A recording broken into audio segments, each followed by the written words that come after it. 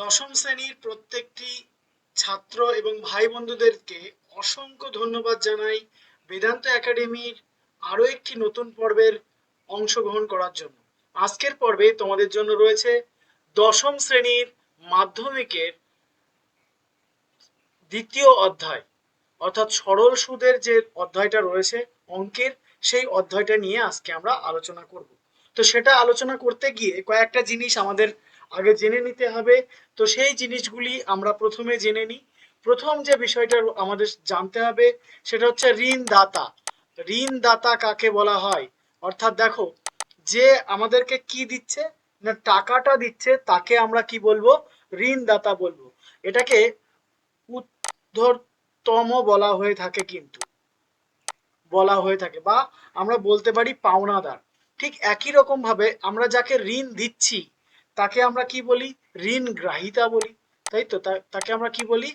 ঋণ গ্রাহিতা বলি, বা এটাকে আমরা বলতে পারি অর্ধমর্ণ। ঠিক আছে? অর্থাৎ যে আমাদেরকে টাকা দেবে, দেনাদার। ঠিক আছে? তাহলে আমাদের ঋণদাতা কে হয়ে গেল? উত্তর ধর্ম। আর আরেকজন কে হয়ে গেল? গ্রাহিতা।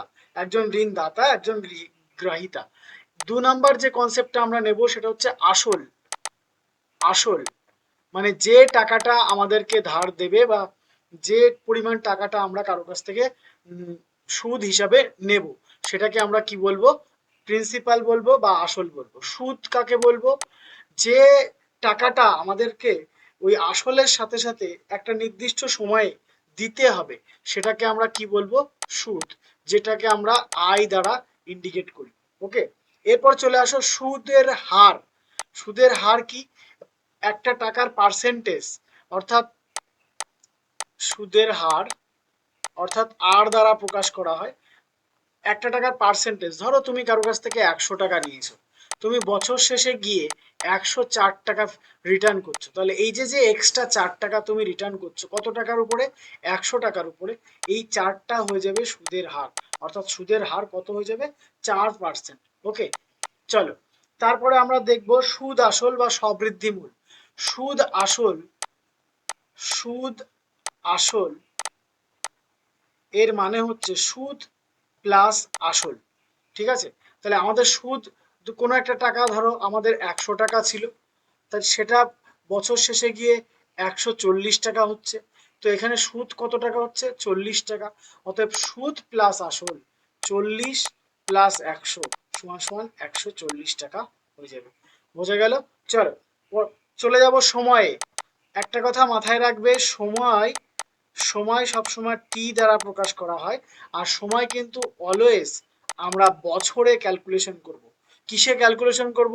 সব সময় বছরে ক্যালকুলেশন করব। যেমন দেখো, আমি যদি এখান থেকে একটা উদাহরণ নিয়ে নিই, 1 বছর 3 মাস। তো এটাকে আমরা কিভাবে ক্যালকুলেশন করব? 1 বছর মানে হচ্ছে 12 মাস, আর 3 মাস মানে হচ্ছে 3। তাহলে আমার 12 আর 3 কত মাস? 15 মাস। তাহলে আমার 15 মাস হলো। কিন্তু এটাকে আমরা কিভাবে ইন্ডিকেট করব? 15/12। 12 কেন? 1 বছরে 12 মাস হয়, তাই আমি 12 দিয়ে ভাগ করে দেবো। এটা কত হয়ে যাবে? বছর। তো এই টার্মগুলো আমাদের খুবই ইম্পর্টেন্ট, এগুলি আমাদের দরকার।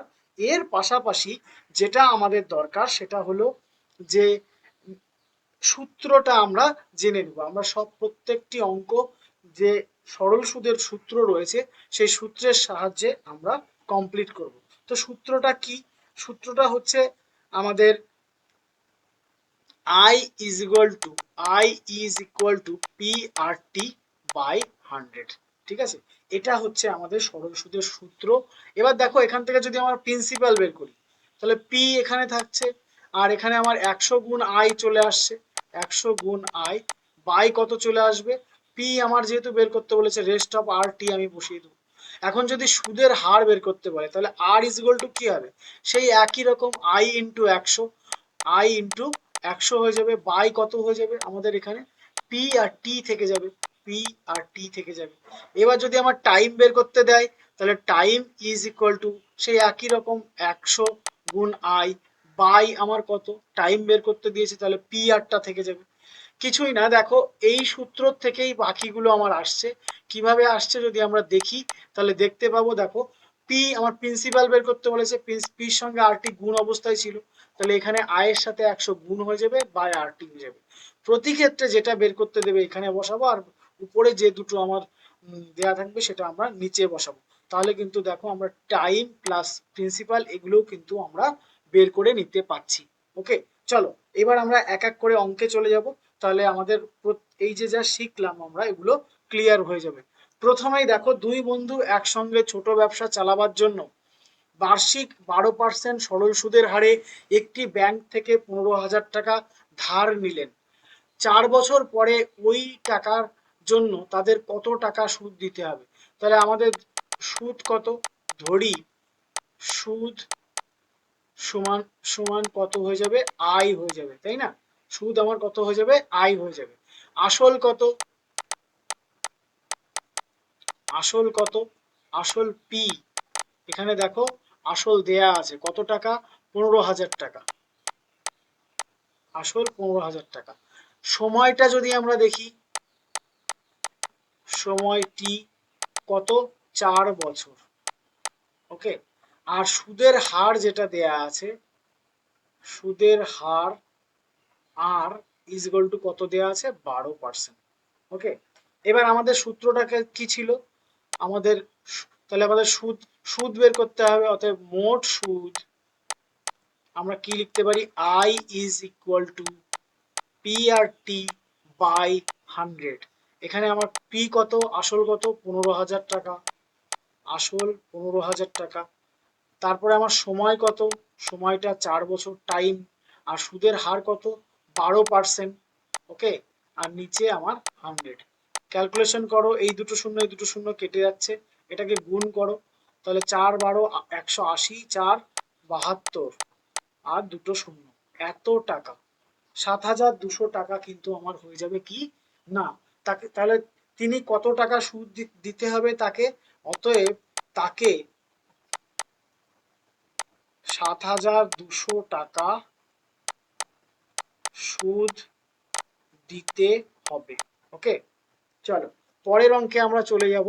পরবর্তী অঙ্ক দেখো কি বলছে, 2005 সালের 1 জানুয়ারি থেকে 26 মে, দেখো এখানে বছর তৈরি করে দেয়া নেই, তাহলে আমরা কি করব, প্রথমে বছর বের করে নেব।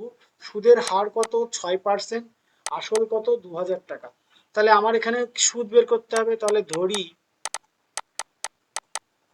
সুদ সমান সমান আয়। ওকে, এবার চলে আসো, আসল কত দেয়া আছে, আসল পি সমান সমান কত দেয়া আছে, 2,000 টাকা। সুদের হারটা কত দেয়া আছে, সুদের হার আর কত দেয়া আছে, 6%। আর কি বের করতে হবে, আমাদের সময়টা এখান থেকে বের করতে হবে, অর্থাৎ সময় ইজ ইকুয়াল টু টি। দেখো তো আমরা সময় লিখতে পারি, এখানে জানুয়ারি মাস থেকে শুরু হয়ে 26 মে পর্যন্ত গেছে, তাহলে জানুয়ারি মাস আমার কত দিনে হয়, 31 দিনে। ফেব্রুয়ারি মাস কত দিনে হয়, একটা জিনিস আমাদেরকে মাথায় রাখতে হবে, আমাদের প্রথমে বছরটা দেখে নিতে হবে যে বছরটা আমার লিপিয়ার হচ্ছে কিনা। যদি লিপিয়ার হয় তাহলে আমার ফেব্রুয়ারি মাস কত দিনে হবে, 28 দিনের জায়গায় 29 দিন কিন্তু হবে। তাহলে দেখো এখানে আমার কত দিন হবে, 2005 সাল তো আর লিপিয়ার নয়, তাই এটা আমার 28 দিন হবে। তারপরে আমার কি হবে, জানুয়ারি ফেব্রুয়ারি মার্চ 31, এপ্রিল 30, আর মে মাস 26 দিন। তাহলে এটা যোগ করো, যোগ করলে কত আসছে, 6 1 7 8 15 16, 6 হাতে হলো 1 2 3 4 3 2 3, অর্থাৎ 146। 146 দিন কিন্তু আমার আসছে, এটা আমার দিন।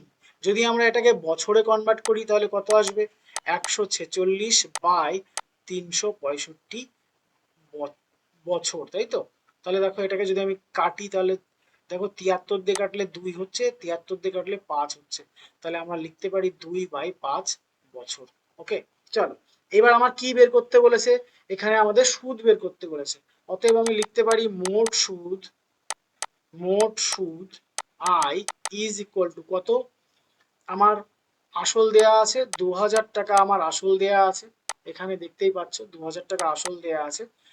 আর এখানে আমার সুদের হারটা কত, সুদের হারটা হচ্ছে 6%, আর আমার টাইমটা কত, 2/5 বাই আমার কত, 100।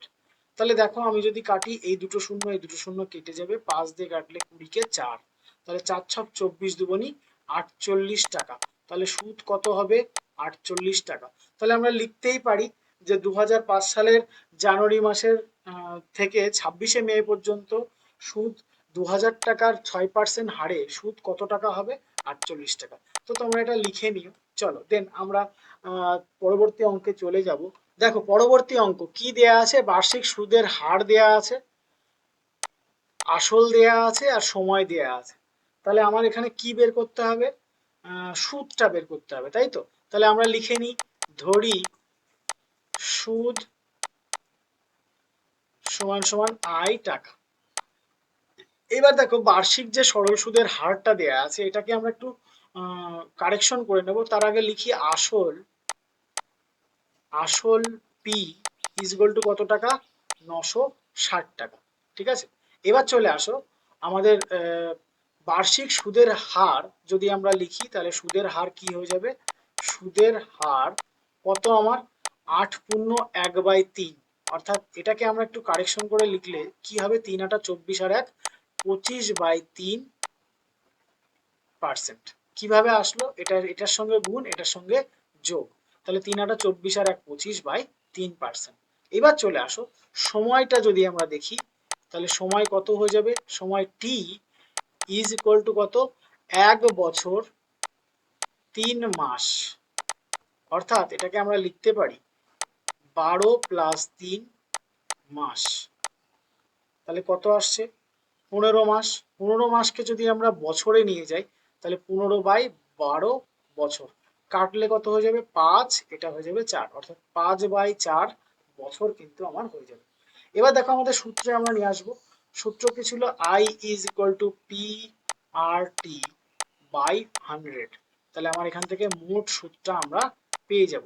তাহলে মোট সুদ সমান সমান আই, যেটা আমার পি আর টি বাই 100। তাহলে প্রিন্সিপাল আমার কত? 960 টাকা। রেট অফ ইন্টারেস্টটা কত? 25/3। আর আমার এখানে কি পড়ে থাকছে? সময়টা 5/4/100। তাহলে দেখো 100 এর তলে কিছু নেই মানে 1 আছে, যদি আমি এটাকে উল্টে দিই তাহলে কি 1/100 লিখতে পারি। ওকে, চলো এবার দেখো আমরা যদি ক্যালকুলেশন করি 25 দিয়ে এটাকে কাটলে 4 হবে, 4 দিয়ে যদি তুমি এটাকে কাটো তাহলে 240 আসছে, তাই তো? 3 দিয়ে কাটলে আমার কত হবে? 3 8 24, অর্থাৎ 80 আসছে। 4 দিয়ে কাটলে এটা 20 হয়ে যাবে, অর্থাৎ 5 20 আমার কত টাকা? 100 টাকা কিন্তু আমার হয়ে যাবে। অতএব আমরা লিখতেই পারি যে বার্ষিক এত পার্সেন্ট সরল সুদে এত টাকার এত দিয়ে সবৃদ্ধি মূল কত হবে? সবৃদ্ধি মূল তাহলে কত হবে? সবৃদ্ধি মূল সমান সমান সুদ প্লাস আসল, তাই তো? সুদ প্লাস আসল। তাহলে সুদ আমার কত টাকা হলো? 100 টাকা। আর আসল কত ছিল? 960 টাকা। তাহলে আমার কত টাকা হবে? 1060 টাকা কিন্তু আমার হয়ে যাবে। ওকে, চলো পরবর্তী অঙ্কে চলে যাব। কি বলছে? উৎপল বাবু তার জমি চাষের জন্য সমবায় ব্যাংক থেকে বার্ষিক 6% সরল সুদে এর হারে 3200 টাকা নিয়েছে। কয় বছরের জন্য? 2 বছরের জন্য। 2 বছর পরে তাকে সুদে আসলে কত টাকা ফেরত দিতে হবে? তাহলে সুদ প্লাস আসল দুটোই চেয়েছে আমার এখান থেকে বের করতে। তাহলে আমি প্রথমে সুদটা বের করে নেব। তাহলে আমি এখানে লিখে নিই, ধরি সুদ কত? সমান সমান আই টাকা। এবার চলে আসো আমার আসল কত দেয়া আছে? আসল পি ইজ ইকুয়াল টু 3200 টাকা। সুদের হার কত দেয়া আছে? 6%। সময়টা যদি আমরা দেখি তাহলে দেখব সময় টি যেটা আমাকে দেয়া আছে কত? 2 বছর সমান সমান 2 বছর। ওকে, চলো এখান থেকে আমরা সুদটা বের করে নেব। তাহলে I is equal to P R T by 100 যদি আমাদের হয়, অর্থাৎ মোট সুদটা আমরা বের করে নেব। চল, প্রিন্সিপাল কত? তাহলে প্রিন্সিপাল হচ্ছে 3200 টাকা। আর আমার সুদের হারটা কত? 6%। টাইমটা কত লাগছে? 2 বছর বাই 100। তাহলে দেখো এই শূন্য এই শূন্য এই শূন্য কেটে দিলে আমাদের এটা গুণ করতে হবে, 32 6 2 384 টাকা। এটা আমার কি বেরোলো? মোট সুদ বেরোলো। আমাকে কি চেয়েছে, 2 বছর পরে সুদে আসলে কত টাকা পাবে। অতএব সুদে আসলে সমান সমান কত হবে, 384 প্লাস 3200, মানে 3200 টাকা আমার আসল ছিল। তাহলে আমার যোগ করলে কত হবে, 4 8 3 2 5 আর এখানে 3, এত টাকা। অর্থাৎ সুদে আসলে কত টাকা পাবে, 3584 টাকা। এখানে আমরা লিখতে পারি অতএব সুদে আসলে 2 বছর পরে সুদে আসলে তাকে 3584 টাকা শোধ করতে হবে। পরবর্তী অঙ্কে চলে যাব। কি বলছে, বার্ষিক 5.25 সরল সুদে। তাহলে সুদের হার এটা দেয়া আছে, ব্যাংকে কিছু টাকা জমা রাখেন, তাহলে টাকাটা দেয়া নেই, এক্স 2 বছরে পরে সুদ হিসেবে তিনি এত টাকা পান। তাহলে আমাকে কি বের করতে বলেছে, এখানে কত টাকা নিয়েছিল অর্থাৎ আসল। তাহলে আমি এখানে লিখতে পারি, ধরি আসল P is equal to x টাকা। ওকে, এবার দেখো আমার কি দেয়া আছে, সুদের হার দেয়া আছে। তাহলে এক এক করে লিখে দাও, সুদের হার আর ইজ ইকুয়াল টু কত না 5.25, ওকে, পার্সেন্ট। দেন আমাদের দেখো সময়টা দেয়া আছে,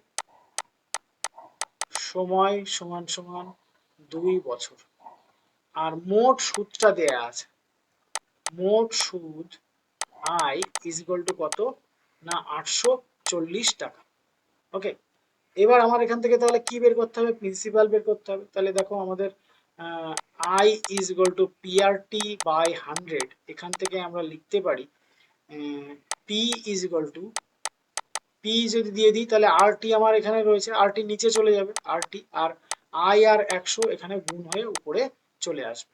তাহলে আমার প্রিন্সিপালটা বেরিয়ে আসবে, প্রিন্সিপাল আমার কত, এক্স ইজ ইকুয়াল টু কত 100, সুদ কত 840 টাকা, বাই রেট অফ ইন্টারেস্ট কত 5.25, ইন্টু সময়টা কত 2 বছর। দশমিক যদি আমি তুলি এখান থেকে, একের পরে দুই ঘরের জন্য দুটো শূন্য চলে আসবে। চলো, এবার যদি আমি কাটি এটা দিয়ে, তাহলে এটা কত হয়ে যাবে, 4 2 0 420 হয়ে যাবে। 25 দিয়ে কাটলে এটা 21 হয়ে যাবে, 25 দিয়ে কাটলে এটা 4 হয়ে যাবে। 25 দিয়ে 21 দিয়ে যদি এটাকে কাটি, তাহলে 2 0 20 হয়ে যাবে। অর্থাৎ যদি আমরা গুণ করি, 4 দুগুণে 8 আর 8 আর কটা শূন্য, একটা দুটো তিনটে শূন্য, তো 8000 টাকা। তাহলে কত টাকা তিনি জমা রেখেছিলেন, অতএব আমরা লিখতে পারি 8000 টাকা কিন্তু তিনি জমা রেখেছিলেন। এগুলো তোমরা লিখবে, অতএব 8000 টাকা তিনি জমা রেখেছিলেন। শোভাদেবী ব্যাংকে 8000 টাকা জমা রেখেছিলেন। চলো পরের অঙ্কে চলে যাব। গৌতম একটি মুরগি খামার খোলার জন্য একটি সমবায় ব্যাংক থেকে 12% সরল সুদে টাকা ধার করে। প্রতি মাসে তাকে 378 টাকা সুদ দিতে হয়। তাহলে আমাদের টোটাল 12 মাসের সুদ কত, 378 গুণ 12 আমাদের করে নিতে হবে, তিনি কত টাকা ধার নিয়ে নিচ্ছিলেন। এক্ষেত্রেও আমাদের আসল বের করতে বলেছে, তাহলে আমরা লিখব, ধরি আসল P is equal to x টাকা। ওকে, চলো আমাদের সুদের হারটা দেওয়া আছে, আমরা লিখে নেব, সুদের হার আর ইজ ইকুয়াল টু কত 12%। ওকে, দেন আমরা এখান থেকে নিয়ে নেব সুদটা, মোট সুদ। দেখো এখানে 1 মাসের সুদ দেয়া আছে, তাই না। দেখো প্রত্যেক মাসে সুদ দিতে হয় তাকে 378 টাকা, তাহলে 12 মাসে সুদ কত 378 ইন্টু 12, এটাকে আমরা এইভাবেই রেখে দিই। আর আমার কি রয়েছে, সময়টা কত, সময় দেয়া নেই, তার সময়টা আমার 1 বছর হয়ে যাবে, সময় টি ইজ ইকুয়াল টু 1 বছর। ওকে, এবার দেখো আমাদের সূত্র কি ছিল, I is equal to PRT by 100। এখান থেকে আমাদের কিসের সূত্র বের করতে হবে, পি, অর্থাৎ P is equal to 100 into I by আমার কত আর টি। তাহলে 100 সুদ কত আমার এখানে, সুদ হচ্ছে 378 ইন্টু 12 এত টাকা, বাই আমার কত আর মানে সুদের হার 12%, আর আমার কি দেয়া আছে, সময়টা 1 বছর। তাহলে 12 আর এই 12 কাটলে কত আসবে, 378 000, এটার সঙ্গে এটা গুণ করলে 378, লাস্টে দুটো শূন্য চলে আসবে। ওকে, অতএব 37,800 টাকা কিন্তু তিনি ধার নিয়েছিলেন। ওকে, চলো পরের অঙ্কে চলে যাব। বার্ষিক 6% সরল সুদে কোনো টাকা কত বছরে দ্বিগুণ হবে? তাহলে দেখো আমার কি বলেছে, কোনো একটা টাকা ধরে নাও, একটা টাকা আমি ধরে নিলাম, সাপোজ ধরে নাও আসল আসল সমান সমান 100 টাকা। তাহলে আমি আসল কত টাকা ধরেছি? 100 টাকা। তাহলে আমার কি বলেছে, কত বছরে দ্বিগুণ হবে? দ্বিগুণ হলে তাহলে সুদ আর আসল মিলে ডবল হয়ে যাবে। তাহলে সুদ আসল কি হবে? সুদ